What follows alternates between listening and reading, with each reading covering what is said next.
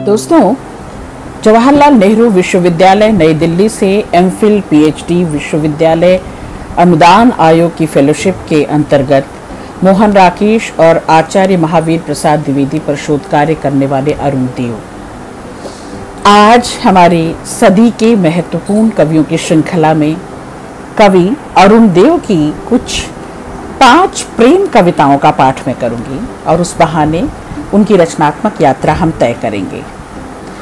साथियों, उन्होंने कविता संग्रह 2004 में क्या तो समय भारतीय ज्ञानपीठ से पुरस्कृत रहा, प्रकाशित रहा। इन्होंने बहुत सारे आलोचनात्मक लेख भी लिखे। ये आज के समय में प्रतिष्ठित कवि और आलोचक के रूप में ख्यात हैं, लोकप्रिय हैं। इनके कविता संग्रह क्या तो समय और कोई तो जगह हो, ये दोनों ही दरअसल राजकमल प्रकाशन से ही प्रकाशित हैं। कोई तो जगह हो के लिए इन्हें राष्ट्रकवि मैथिली शरण गुप्त राष्ट्रीय सम्मान मिल चुका है।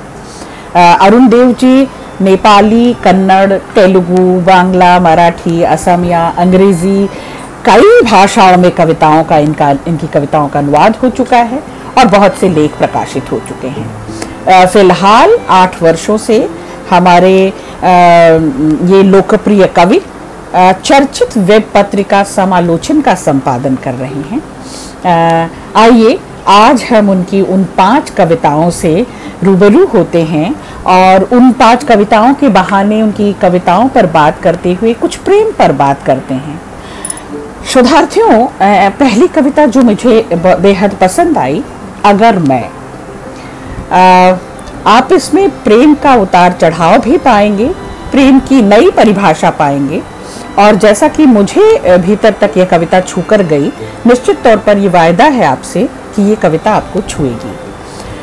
अगर मैं गिरा तो प्रेम में गिरा, झुका तो सामने प्रेम खड़ा था उठाने के लिए।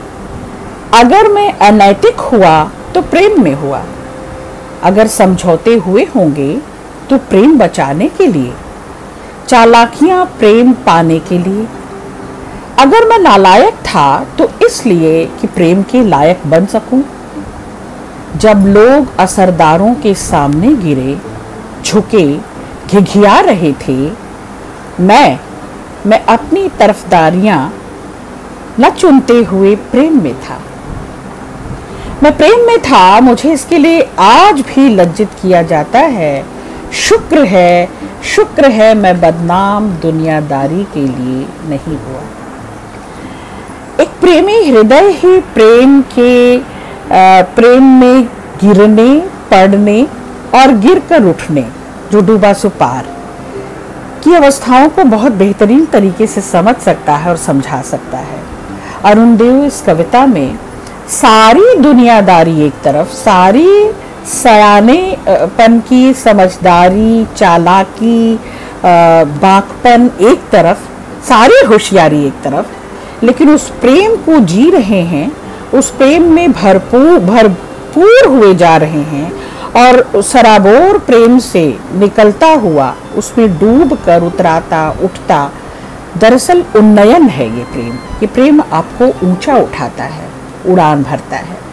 तो अरुण देव की इस कविता में उनके इस गिरने को दरअसल हमने उसकी गहराई को समझा, उस प्रेम के विस्तार को समझा कि वो जितना ही गहरा है उतना ही व्यापक है और वो व्यक्तित्व को विराट बनाता है। प्रेम हमेशा उन्मुक्त करता है, ऊंचा उठाता है। दूसरी कविता है यह जो पिघलता है और दहकने लगता है, जिसकी आंच झुलसाती नहीं, वह क्या है? होठ जहां जहां छूते हैं वहीं खिल जाते हैं फूल। यह जो महकता हुआ फूल है वह तुम्हारी देह में कहाँ खिलता है? यह जो मद है होश नहीं लेने देता, वहां कहाँ से चढ़ता है? वह कौन सी चीज है जहां मुंद जाती हैं आंखें? मैं चूमता हूँ तुम्हें बार बार, घास की मुलायम हंसी हो तुम, तुम्हारी नदी में डूबता हूँ मैं सांझ की तरह। दोस्तों शोधार्थियों, आपको भी अज्ञेय याद आ गए होंगे। अज्ञेय का वो पहला डोंगरा याद आ गया होगा, हरी बिछली घास को तुम याद आ गया होगा। तो ये कविता दरअसल प्रेम के उद्दाम या उत्तेजन की कविता नहीं है। ये प्रेम के रसास्वादन की कविता भी नहीं है। ये प्रेम में अभिभूत, प्रेम में सराबोर, प्रेम में तल्लीन उस प्रेमी की कविता है जो अपने प्रेम को निभाना, प्रेम होना और निभाना, जो निर्वाह की बात कर रहा है, जो निभाने की बात कर रहा है, आसक्ति में, लगाव में, जुड़ाव में, तल्लीनता की बात कर रहा है, संलग्नता की बात कर रहा है। और वही प्रेम आपको उन्नयन देता है, वही प्रेम आपको रूप, गंध, स्पर्श का स्वाद देता है, और वही प्रेम आपको भरपूर कर देता है, आपके संवेद्य को, आपकी स्मृतियों को, आपके अनुभवों को ताज़ा तरीन रखता है। तो बेहतरीन अरुण देव, ये कविता भी मेरे शोधार्थियों को, हम इस पर बाद में विस्तार से चर्चा करेंगे। तीसरी कविता है मित्र दरवाज़ा। गली का वह मुस्कुराता दरवाज़ा आज खुला मेरे आंगन में, तन का बदरंग चेहरा खिल खिल गया, महक महक सी गई हवा, एक गौरैया बेखट के बिन आहट आई मेरे सिरहाने। न मैं निकलूं न निकलने दे वह, न मैं निकलूं न निकलने दे वह, उसी नींद में खोया भटकता उसके ख्वाबों में दर बदर मैं। आप देख रहे हैं साथियों, ये गौरैया जो है ये स्वप्न लेकर आई है, ये रंग लेकर आई है, ये अपने रूप में, रंग में, स्पर्श में प्रेमी हृदय को, उसके तमाम वो कपाट जो मुंदे हुए हैं, जो ढके तुपे हैं, उनको खोल रही है। ये संभव प्रेम में ही होता है। प्रकृति का जुड़ाव, प्रकृति में पलने पुसने वाले नाचीज से, नगण्य से, अब इससे छोटी क्या होगी, तितली ही होगी। ये गौरैया बेखटके उस खटखटाहट को, उस दस्तक को लगातार किए जा रही है, और उसमें जो सहृदय है, जो संवेदन है, जो प्रेम में है, उसके लिए यह दस्तक बेहिसाब बेशकीमती है। और आपने देखा कि ये दस्तक, ये स्पंदन है, ये भीतर तक जाता है और आपके दिल की धड़कनों को, आपकी जिजीविषा को, आपकी राग रंग को जीवंत कर देता है। बेहतरीन कविता। अगली कविता है आज गाना चाहता हूँ गीत। अरुण देव जी के साथ कई बार मंच साझा किया, कई बार उनके मुंह से उनकी कविताएं सुनी हैं। सस्वर मतलब तरन्नुम में तो नहीं कभी भी, लेकिन हाँ, मुझे हमेशा यह एहसास होता रहा कि उनकी कविताओं में वो रिदम है, वो लय तुक ताल है जो आज के कवियों में दुर्लभ है। तो इस कविता में मैंने वही लय तुक ताल पाया है। आप भी इसे देखें, सुने, सराहें। आज गाना चाहता हूँ गीत, तुम्हारे लिए गाना चाहता हूँ कोई गीत। जब खिलेंगे रंग बटोर कर रख दूंगा तुम्हारी आंखों में, तुम्हारे होठों पर सुबह की फिसलती धूप में किसलय का रक्ताब है। आहा, बेहतरीन वोकैबुलरी है। आप देखें शब्दावली भी। आज गाने दो मुझे वह गान जिसमें तुम्हारी गरिमा के चांद सितारे हों, तुम्हारे होने की नदियां बहती हों, अपने ही भार से झुकी वह टहनी और कांपता वह एक शबनम तुम्हारी आभा में, मिलन की घाटियां फूलों से भरी हुई। किले की दीवारों पर उकेरी मूर्तियों में आज फिर खट खट है। गीतों को लिख रहे हैं पत्थर, आहा, गीतों को लिख रहे हैं पत्थर, उन्हें सुनना आंखों से। हालांकि आज मेरा कंठ रुद्ध है, हालांकि आज मेरा कंठ रुद्ध है और बैठ गई है मेरी आवाज, उसमें भीड़ से घिर गया एक बेहद डरा हुआ आदमी है, मैं फिर भी गाऊंगा। ये जिद आप देख रहे हैं, ये जिद मैं फिर भी गाऊंगा, मैं फिर भी गाऊंगा, मैं अंधेरे की कालिमा खुरचते हुए गाऊंगा सुबह का गीत। आप देख रहे हैं ये प्रेम ही नहीं उद्बोधन का कवि है, ये जागृति का कवि है, ये चेतना का कवि है जो आपकी चेतना का हिस्सा बन जाता है। मैं फिर भी गाऊंगा, मैं अंधेरे की कालिमा खुरचते हुए गाऊंगा सुबह का गीत, मैं गाऊंगा कि मैं करता हूं इस पृथ्वी से प्रेम।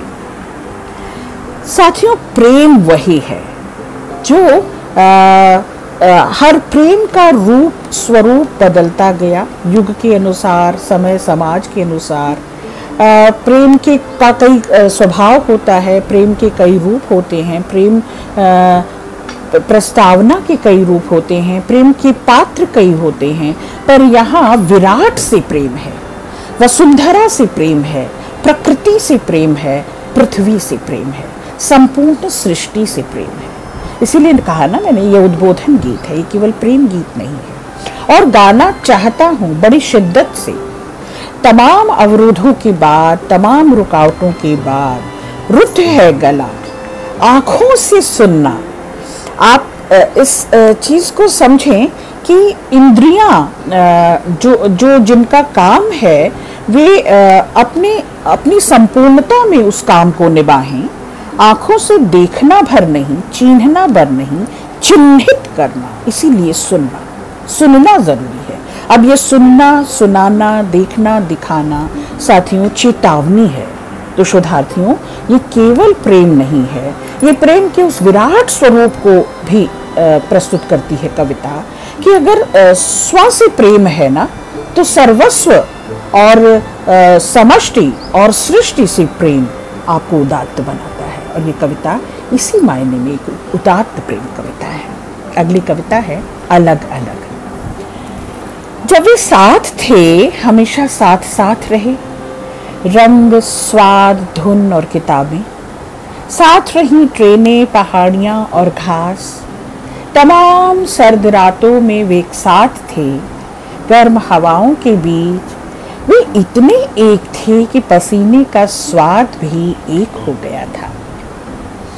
वे निर्वस्त्र होकर और एक हो जाते कि पता ही नहीं चलता कि इसकी त्वचा कहाँ से शुरू हो रही। जब हुए अलग, साथ रहने की यातना उनके साथ अलग अलग गई। चोटों के निशान दोनों के अलग अलग थे, लथ पथ थे दोनों के मन अलग अलग। अलग अलग बची रह गई आत्महत्या की इच्छा, हत्या की हद तक वे दोनों अलग अलग पहुंचे थे। वर्षों अलग अलग रहने के बाद वे अलग हुए, तमाम आशंकाओं से साथ साथ इस तरह हुआ अलग अलग। ये जो साहचर्य है, ये जो मैं तो सीधा साफ कहूँगी, ये जो दाम्पत्य है, ये जो लगाव है, जुड़ाव है, इसमें कोई गुंजाइश रहती भी नहीं, कोई भेद रह नहीं जाता, कोई फाक नहीं रह जाता। अब बिन फाक के, बिन अलगाव के उस जुड़ाव में कैसे धीरे धीरे सामीप्य सुख, कैसे वो समीपता, वो नज़दीकी दुराव में बदली, कैसे धीरे धीरे स्थितियां बदली, कैसे धीरे धीरे परिवेश के बदलने से, स्वभाव के और आचरण के बदलने से मन का दो मन हो जाना, अलगाव बढ़ना, और कैसे संबंधों का दरकना, कैसे उस दूरी को न केवल भांप लेना बल्कि दूर तक उसकी आशंका से भर जाना। ये कविता उस जुड़ाव, उस लगाव और उस अलगाव को उद्घाटित करती है। बेहतरीन कविता है कवि। कई मायनों में ये कविता और भी महत्वपूर्ण हो जाती है जब हम तटस्थता व संलग्नता समझते हैं। मुक्तिबोध ज्ञानात्मक संवेदना जिसे कहते थे, यहाँ वो ज्ञान, वो संवेदना दोनों मौजूद है। आप कहेंगे प्रेम और ज्ञान, लगाव और ज्ञान, हाँ, सचेतनता ही, जुड़ाव ही, लगाव ही दरअसल चेतना में होने की निशानी है। किसी चीज़ को चिन्हना, उसे चिन्हित करना प्रेम की निशानी है, और अरुण देव इसमें बहुत हद तक सफल हुए हैं। ये कविता केवल संलग्नता की नहीं, सामीप्य की नहीं, साहचर्य की नहीं, बल्कि उस अलगाव को भी उद्घाटित करती है, और पूरी गरिमा के साथ उस अलगाव को उद्घाटित करती है। पूरी गरिमा, पूरी मर्यादा के साथ उस तटस्थता को, उस बोध को, उस तकलीफ को जाहिर करती है। इस मायने में ये कविता बेहतरीन कविता थी शोधार्थियों। आज के लिए बस इतना ही। अगली कड़ी में हम किसी और नए कवि के साथ जुड़ेंगे। बहुत शुक्रिया।